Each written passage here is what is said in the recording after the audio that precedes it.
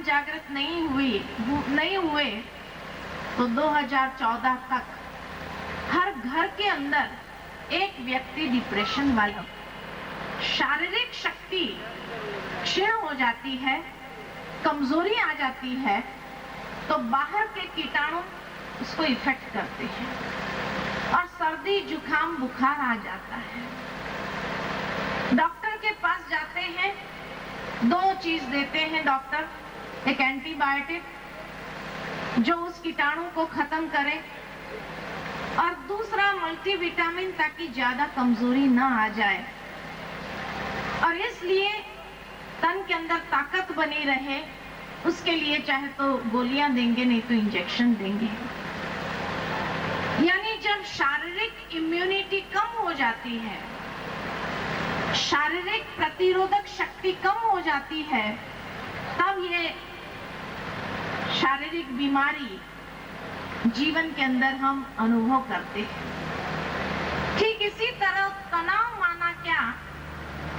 तनाव माना जब मनुष्य की मानसिक प्रतिरोधक शक्ति कम हो जाती है, मन की प्रतिरोधक शक्ति कम हो गई तो हर छोटी बात उसके मन को प्रभावित करने लगती है। जैसे शारीरिक प्रतिरोधक शक्ति कम हो जाए, थोड़ा सा वातावरण में परिवर्तन आया तो वो शरीर को प्रभावित कर देती है, सर्दी जुकाम बुखार से या और कोई बीमारी से। ठीक इसी तरह जब ये मानसिक प्रतिरोधक शक्ति कम हो गई, तब हर छोटी घटना, हर छोटी बात, किसी ने कुछ कह दिया तो भी मन के ऊपर उतना उसका प्रभाव पड़ जाता है और इतना नकारात्मक सोचना आरंभ कर देते हैं और टेंशन क्रिएट हो जाता है। अब जैसे शरीर की प्रतिरोधक शक्ति बढ़ाने के लिए तो इंजेक्शन ले लेते हैं या मल्टीविटामिन कैप्सूल ले लेते हैं, लेकिन मन की प्रतिरोधक शक्ति को बढ़ाने के लिए कोई इंजेक्शन नहीं है, कोई कैप्सूल नहीं है। तो ये मन की प्रतिरोधक शक्ति दिन प्रतिदिन क्षीण होती ही जा रही है और इतनी क्षीण हो गई है कि छोटी छोटी बातों में तो गुस्सा ये कमजोरी है। किसकी कमजोरी है? शरीर की या मन की? किसकी कमजोरी है गुस्सा? मन की कमजोरी है। इसका मतलब मन की शक्ति क्षीण हो गई है। दूसरे शब्द में कहे तो आत्मा की बैटरी डिस्चार्ज हो गई है और जब ये मन की शक्ति क्षीण हो गई, बैटरी डिस्चार्ज हो गई, तो ये अनुभव हम जीवन के अंदर करते हैं कि छोटी छोटी बातें हमें प्रभावित करती है, हमारे संबंधों को प्रभावित करने लगती है, हमारी जीवन शैली को प्रभावित करने लगती है, हमारे रिश्तों को प्रभावित करने लगती है। कई घर परिवार टूटने लगते हैं, कई संबंध मनुष्य चलता नहीं है, तुरंत उसका इलाज करवाता है।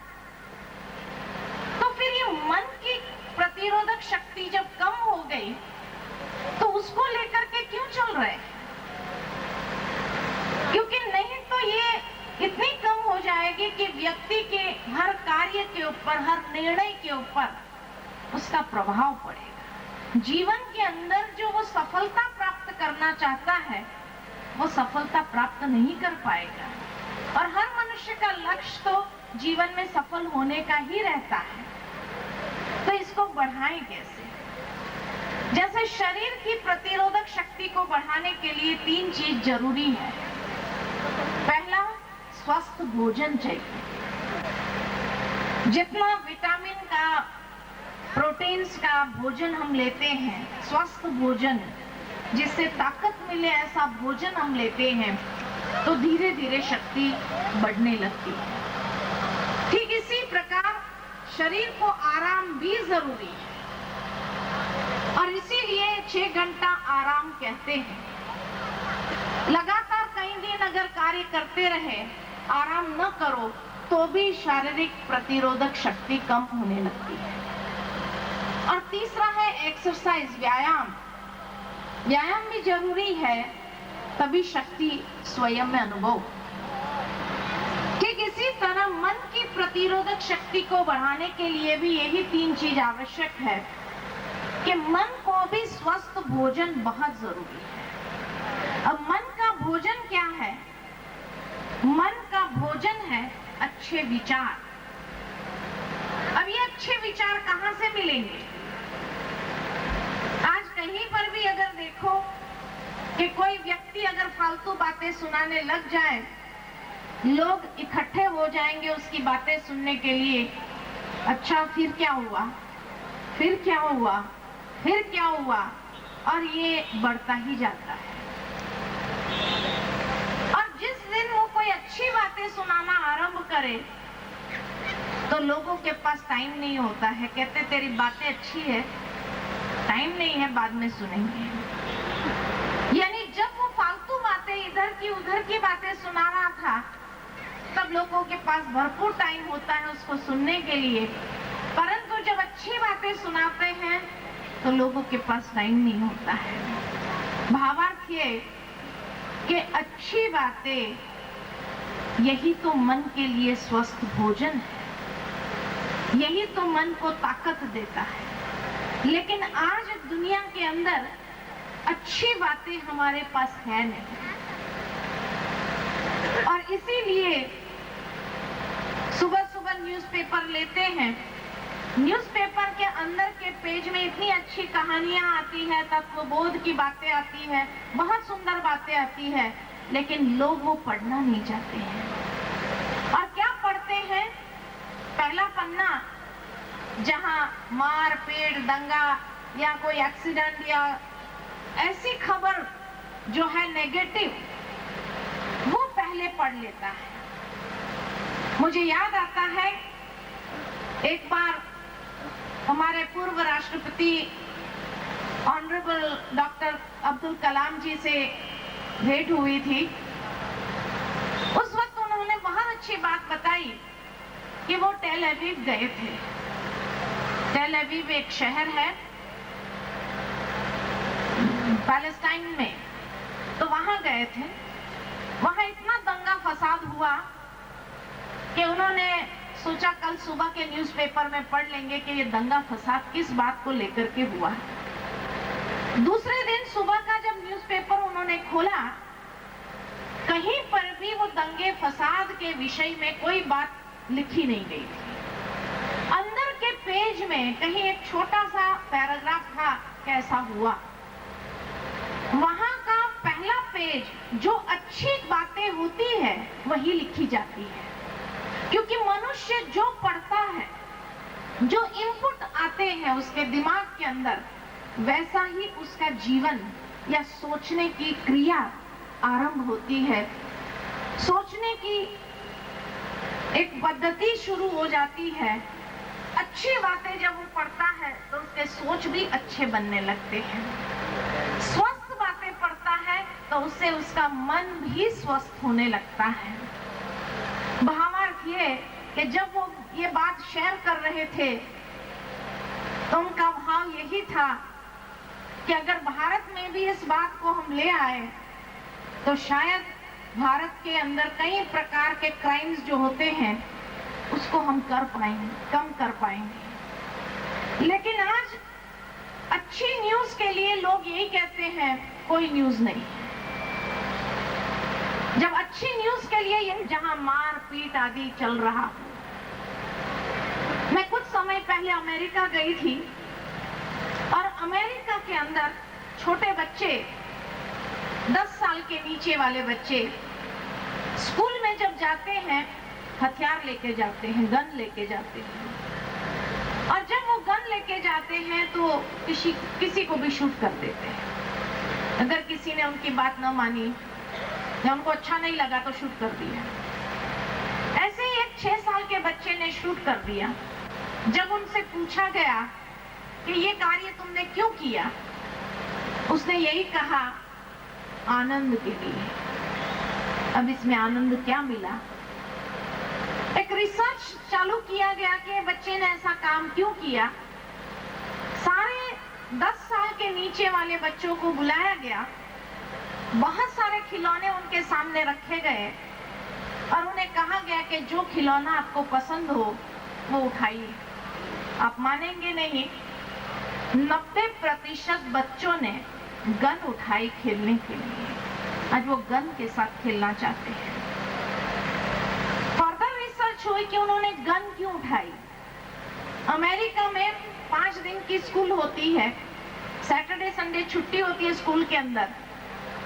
वो सैटरडे संडे बच्चे घर में होते हैं। भारत में ही एक आशीर्वाद कहो, एक वरदान कहो कि गलियों में बच्चे खेलते हैं, लेकिन वहां गलियों में खेलने वाला सिस्टम नहीं है। माँ बाप दोनों काम पर जाते हैं, सैटरडे संडे भी ओवर टाइम करते हैं।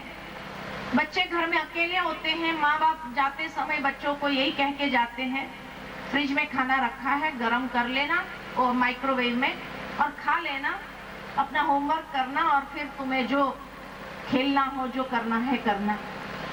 वो बच्चा जैसे ही खटिया से उठता है, सबसे पहला टीवी चालू कर। प्रकृति के कारण ही उसकी मानसिक प्रतिरोधक शक्ति इतनी क्षीण होने लगती है कि किसी ने अगर कुछ कह दिया और उसको पसंद नहीं आया तो उसको शूट कर देना है। ये रिसर्च का नतीजा निकला कि आज इसीलिए वेस्टर्न दुनिया के अंदर, पश्चिमी देशों की दुनिया में बच्चे माँ बाप को भी मारने में देर नहीं कर देते हैं और वही कल्चर भारत में भी आ रहा है। लेकिन ये शुक्रिया है मीडिया को कि उन्होंने अच्छी चैनल्स भी चालू किया है, जिस कारण से कई बार यंगस्टर्स को अच्छी बातें सुनने को भी मिल रही है।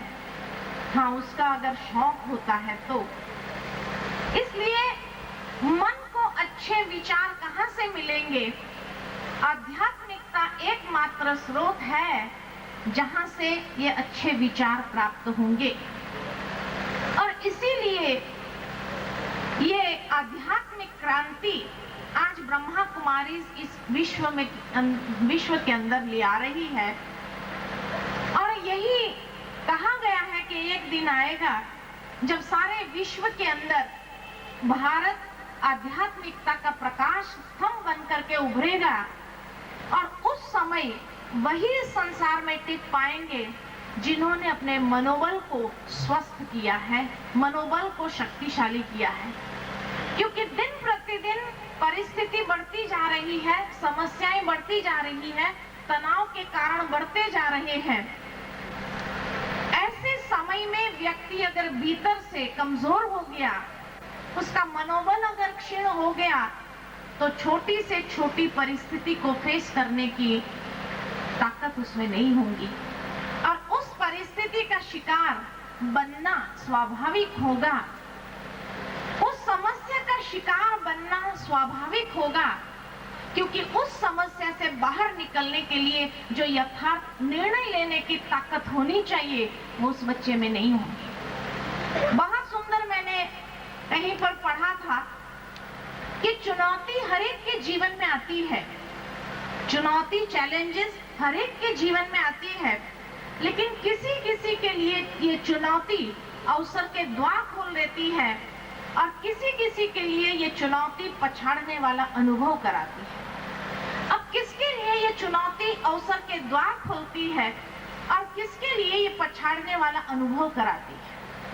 तो कहा, चुनौती के समय पर जो व्यक्ति सही निर्णय लेता है उसके लिए वो अवसर का द्वार खोल देती है, लेकिन जो व्यक्ति मानसिक उलझनों में होगा और उस चुनौती के समय सही निर्णय नहीं ले पाता है, गलत निर्णय ले लेता है, तो उसको हमेशा जीवन के अंदर पछाड़ने का अनुभव होता है।